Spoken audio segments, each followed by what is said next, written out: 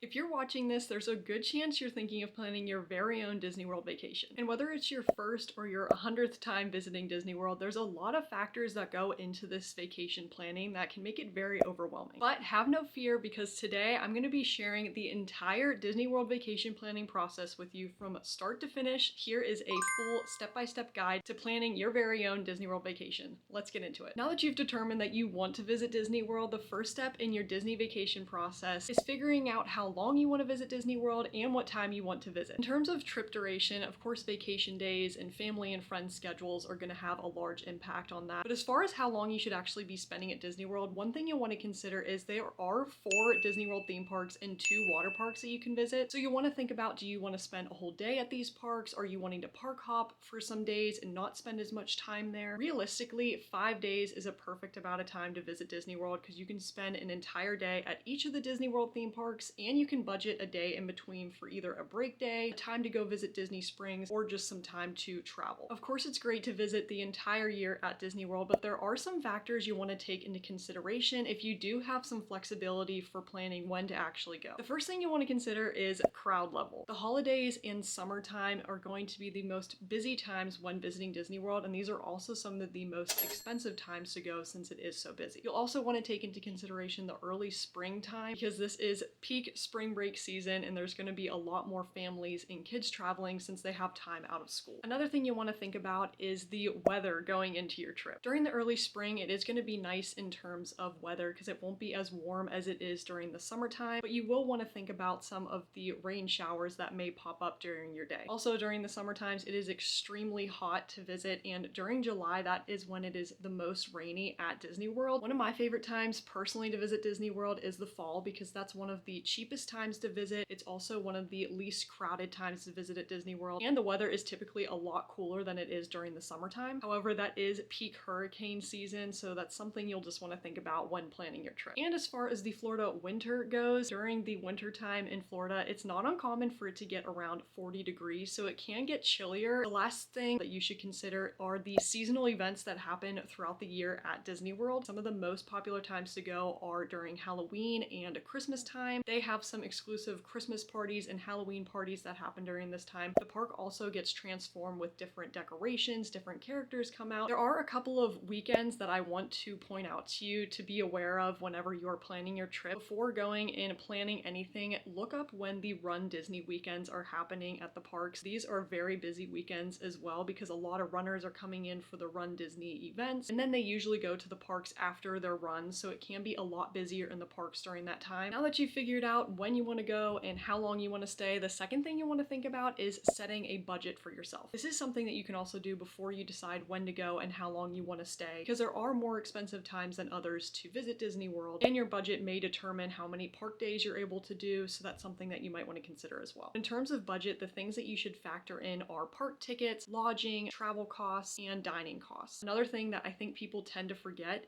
is merchandise costs. It gets very expensive doing shopping at Disney World. Of course, you may want to take some souvenirs home to remember your trip by. If you have no idea where to start in terms of budget, I'd recommend going on the Disney World website and start to price out all of these different items for your Disney World budget. If you do have flexibility in your schedule and can stay one day longer, I would recommend budgeting in at least one break day in between your visit. If you're not used to going to Disney World, it can be extremely exhausting running around the parks and trying to see and do everything, and a break day will be perfect for you and your travel party to hang by the pool or go resort hopping or visit Disney Springs. There's so many other things to do at Disney World besides just the parks that you may want to check out. All right, we've got a budget. We know when we're going to go, how long we're going to be there. Now we got to decide where we're going to stay. There are so many options that you can consider whenever it comes to hotels, resorts, and lodging accommodations. Of course, one of the obvious answers may be staying at an official Disney World resort. Disney World has a wide variety of different types of lodging accommodations. There are some that are cheaper than others and some that are more family friendly than others. So when deciding where to stay, of course you want to think about your budget. There are a couple of perks to actually staying on property. There is transportation that will take you from your Disney World hotel to the different Disney World parks and Disney Springs. Another perk of staying at a Disney World resort is you do get early entry into the theme parks, and some of them even offer extended hours in the evening. But if a Disney World resort isn't in your budget, or you're wanting to find a cheaper option, there are a ton of off-property hotels that you can stay at. And if you're traveling with a large larger party, there are a lot of vacation rentals or Airbnbs that are in the area that might be a larger size and more affordable option for your Disney budget and the travel party size that you have. Now we got to think about how we're going to get to Disney World, so let's talk about transportation. Of course, flying is a very easy way to get to Disney World. We usually take Spirit Airlines for some cheap and direct flights to get to Orlando, or if you are in driving distance, it may be nice to just drive to Disney World because then you have a car that you can use to get around Disney World property. The only thing you want to think of if you are flying into the Orlando airport, think about how you're wanting to get from the airport to Disney World. There's a couple of different options there. There's the Mears transportation, there's also the Sunshine Flyer, and what we usually take are just Ubers and Lyfts. This is a super easy and convenient way and very flexible option. We've found that it's typically about $30 each way to get from the airport to Disney World and vice versa. We've got all of the travel and accommodations down. Now let's start building out a little bit of an itinerary. I am all about planning. I love to plan out the entire trip before going down because this is going to help to set you up for success. So that way you absolutely make the most of your time whenever you're down there. Once you figured out how long you can stay and when you are visiting, now start to create a little bit of an itinerary. Figure out which parks you're wanting to go to, how long you're wanting to stay there, and figure out anything else that you'd like to do while you're visiting Disney World. If you're thinking of doing single park day tickets, figure out which days you want to do each individual park, or if you're thinking of doing some park hopping, figure out which parks you want to park hop to each day that you're there. In terms of itinerary, the one thing that I think people tend to overlook is figuring out what the park's hours are for the days that you're wanting to visit. There are some after hours events or special parties that happen during the year that cause some of the parks to close early, and whenever they close early, sometimes the nighttime events don't happen like the fireworks, and you don't want to miss out on that, especially if you only have one day to visit one of those parks. So when planning out which parks you want to visit and on what days, go on the My Disney Experience app or Disney World's website and see what the park's hours are going to be. If you're visiting during the fall or Christmas time, whenever the Halloween and Christmas parties are happening, the one thing you want to be aware of whenever there is the Mickey's Very Merry Christmas Party and Mickey's Not So Scary Halloween Party, Magic Kingdom will close early, which means you have to leave the park around 6 p.m. and there's no fireworks that day. So if you're wanting to visit Magic Kingdom and you're going during those times, maybe avoid one of those days. The next thing we need to do is think about purchasing and booking some extra add-ons during our trip. This is the time you're going to go and actually purchase park tickets. If you're wanting to dine at any Disney World restaurants, let's make those Disney dining reservations now, and think about if you're wanting to use the Disney Genie Plus system while you're there. So in terms of park tickets, there's a couple of different options you can choose from. There are single park day tickets and also park hopper tickets. Single park day tickets are only valid for one single park that you can visit in one single day, and the park hopper tickets are nice because you can actually park hop, so you can visit multiple in one day. If it's your first time visiting Disney World, I would not suggest having park hopper tickets if you have enough days to visit all of the Disney World parks. There's so many things you can see and do in a park that you could spend an entire day there if you've never been there before. However, if you only have a limited amount of time to visit Disney World and you want to get to all of the Disney World parks, absolutely go with those park hopper tickets. So that way you can maybe visit 2 parks in a day rather than just one. Disney World's website is a great place to go and purchase tickets. There are some discounted sites that you can go and get tickets at that are reliable sources. I'll go ahead and add those in the description box below. Then when it comes to dining reservations, there's a ton of places on Disney World property that are so popular to go to have a sit-down dining meal. Depending on when you visit, there's a certain window of when you can start to make these dining reservations. So depending on if you're staying on Disney property or off Disney property, there's a different window for each of when you can start making these reservations. As soon as you can make them, I highly recommend going ahead and start booking them out. Then when it comes to maximizing your time in the day, you may want to think about using Disney Genie Plus. This is a way that you can skip the long standby line and go ahead and enter the lightning lanes for a fast and easy way to get on Disney rides. If you only have a limited time to visit Disney World and you've never been before, Disney Genie Plus may be something you want to think about doing, so that way you can maximize your time in the parks, but it is an added cost for your entire travel party. Now that we are a good way through our planning process, I did want to make you aware of an entire Disney World planning playlist that we have here on the channel. This playlist is full of videos that are specific videos to a lot of the topics we are talking about here in this video. So if there's anything you need more details or information on, you can check the full playlist in the description bar below. Now that we've figured out when we're going, what our budget is, what parks we're doing, let's go ahead and talk about the research you need to do before visiting Disney World. When you get to Disney World, you want to hit the ground running and know exactly what you want to do. There are so many times that I'm in the parks and I see guests at the end of the night figure out that they didn't do something that they were really wanting to see because they forgot or didn't realize that it was in the park that they were in. And it makes me so sad when I see that, because there's so much planning, money, and time that goes into your Disney World vacation that you don't want to miss out on something that you really want to see. So my recommendation for you is to go online, look at the parks that you're visiting, figure out which rides are there, what the height recommendations are, if you are visiting with kids, see what characters you can meet and greet with, what the dining options are like, quick service options, all of the nighttime events that happen. And when it comes to your park days, the thing that I recommend is coming up with a list of 4 things that you absolutely want to do in each of the Disney World parks. The days can go by so quickly, you can completely forget about some of the things that you wanted to do. So I love going on my phone and coming up with a list of my must-dos that I personally want to check out in each of the parks, so that way I can check them off and not miss out on them. But also throughout your planning process or throughout the year as you are gearing up to go to Disney World, you'll want to stay informed on all of the new offerings that may be coming out or what might be happening during the times that you are visiting the parks. We create a lot of up-to-date videos and things to know before going to Disney World, so feel free to keep up to date with videos that we have here on the channel, but also some articles and videos that Disney may be creating themselves. I talked about the My Disney Experience app, but this is absolutely an app that you want to have downloaded on your phone when you are going to Disney World. But go ahead and download this and learn to navigate it whenever you have it downloaded on your phone and before you're actually visiting, so that way you can know where all the different features are, how to get around the app. So at this point, we've got everything figured out for our Disney World vacation, but let's say we've got about 2 weeks until we are visiting Disney World. Let's talk real quick about some packing and prep we need to do before actually going. There are some essentials that will help you when going to Disney World, and I've got a ton of videos here on the channel, but let me just give you a quick little overview of some things you should consider bringing with you. First thing when packing is clothing. You want to decide when you're visiting Disney World what the weather's going to look like and what you need to bring in terms of clothing. If you're visiting during the summertime, it gets very hot. It's not uncommon to sweat through clothing, or it may be raining, so you might want to bring extra clothing, stay comfortable and dry during your visit. But if you're visiting during the winter months, you'll want to make sure that you are staying warm whenever you are visiting Disney World. So I recommend bringing layers with you, and I like bringing these ahead of time with me and having them during my visit, because the last thing you want is to have to go into a Disney World gift shop, spend about $60 on a sweatshirt that is out of your Disney World budget, but you're chilly, so you need to have it. So I recommend bringing some layers with you to be comfortable in the park. Another thing you want to consider are footwear. You want to have comfortable and broken in shoes whenever you're visiting Disney World. I've got a couple of recommendations below, and I'll pin some here in the video as well, but I always recommend wearing shoes that you have broken into, you know are comfortable, and also bringing multiple pairs of shoes in case you figure out that some might not be as comfortable as you thought, or if they get wet, you want to have a backup pair for the next day. Also, you need to think about rain gear. I always recommend, no matter what time you're visiting Disney World, always have rain gear on hand. You never know when a shower may pop up, and you want to be prepared ahead of time, because you don't want to have to go in and buy a $12 poncho you'll never use again. And I am a huge snacker at Disney World, so I love bringing snacks with me to put in my park bag throughout the day. These are things that you can either bring with you if you're driving or traveling to Disney World, or there's an easy way that you can actually have groceries delivered to your Disney World resort or your hotel. I've got a whole list of essentials that I like bringing with me as well, and I always like to bring some type of park bag or backpack with me to carry all of these things during the day. There's some essentials that can help keep you comfortable and cool in the parks, but at this point you are fully equipped to plan your very own Disney vacation. And these are all the things you'll want to think about whenever it comes to having the most magical time at the most magical place on earth. But I did mention a full Disney World planning playlist before that has a ton of videos to help you during your visit, so I'll add that playlist here, as well as some of the essentials that I don't like to go to Disney World without that you should pack with you in your Disney park bag. Thanks so much for watching. I hope you have an amazing time at Disney World. Feel free to add any questions in the comments below, and we'll see you in the next video.